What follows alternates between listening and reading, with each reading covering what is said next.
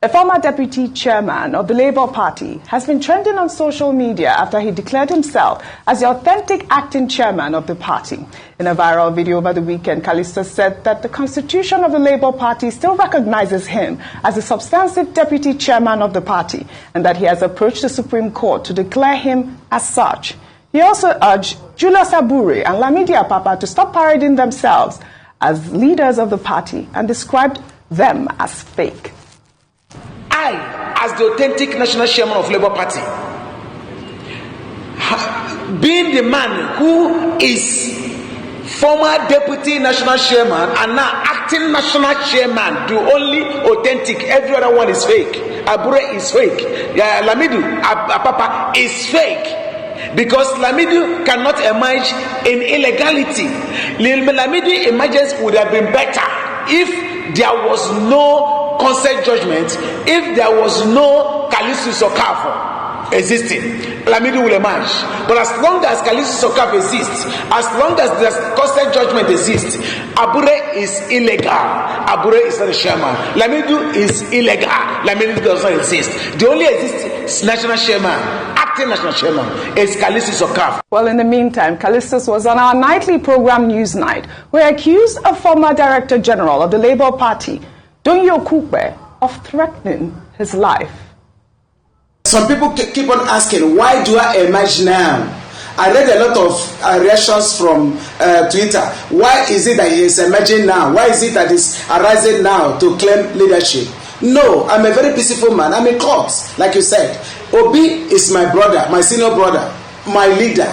And he knows that his brother from Anambra State is in this party. And he knows there is a problem.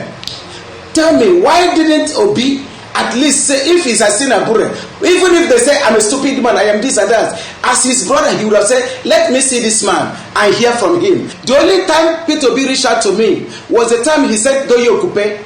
Doyin okupe came to me with one other man from Newi. Doyin okupe told me that, listen, that they have hired so many lawyers, retired judges, they have hired so many, they put 1.30 billion against me. That they can do anything. My colleague, the National Vice Chairman South asked him, are you saying anything? He said anything. Even by killing, he said anything. We now carefully told him, say, please, okay, can you give us time to go and think about it? We'll come back. We didn't come back again. I became afraid meeting anybody, because if somebody can go as far as telling you that he can do anything, I don't even know where he is. I mean, which side is he? But using that word on the table of negotiation was wrong. Rufai, please, over to you. I've made a lot of comments on this story. So what is happening to Labour Party is what happens as a result of success. All these people all of a sudden love Labour Party now so much. They want to be leader because Labour Party got over 6 million votes in the election. Pure and simple. And you can see how the game is playing out. We remember we particularly interviewed Mr. Callistus, and I asked him, does he want to do a deal? He laughed that day, a couple of months ago. So what has happened all of a sudden now? They have saw that, Labour has done very well. After the Lamidi Apapa debacle, he too is coming up. What do they keep saying? Recognition. And I think the Labour Party should watch it. Because all of this problem started the very first time when Peter Obi came in, and we asked vital questions. And didn't you do your internal checks before all of this happened? He said, yeah, he did, but they will settle out all the problems. So Callistus is back again. Probably, let's give its own a timeline. How many weeks did Lamidi Apapa zone last? Yeah, I'm not sure. I think they lasted a month or two. So let's give Callistus how far he's going to be able to stretch it. But Labour Party should watch it. Absolutely. Because this is quickly degrading the prospect of Labour Party. But you have more like that. Probably after Callistus, another actor will come on the scene, to come and act this plot out. Right. But Labour Party should watch it to settle all their internal crises as they go to court, because they do not want any of this drama as we speak. But hey, that's the way politics runs in Nigeria. Absolutely. Dr. Abati, my main concern was the threat to his life by, Doyin okupe. I thought that was quite strange. I mean, he said he stayed away because Doyin okupe also, had threatened his life. I mean, what do you make? Well, if he's alleging threat to his life, what he needs to do is to take, the appropriate steps to report to the police or whatever, and he should know that that's a very serious allegation. Yeah. Should it become a serious matter? In fact, Dr. Okupe himself can sue him, yes, for maligning him publicly and all of that. But that's at their level. I think it's most unfortunate that the Labour Party cannot manage success.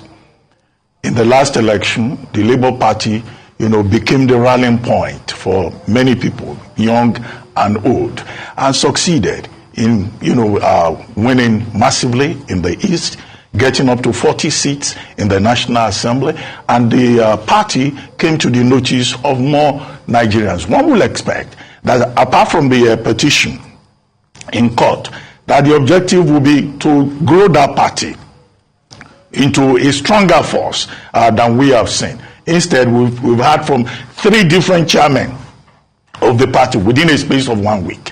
Julius Abure says he's chairman. He's no longer suspended. Lamidi Apapa says he's acting chairman.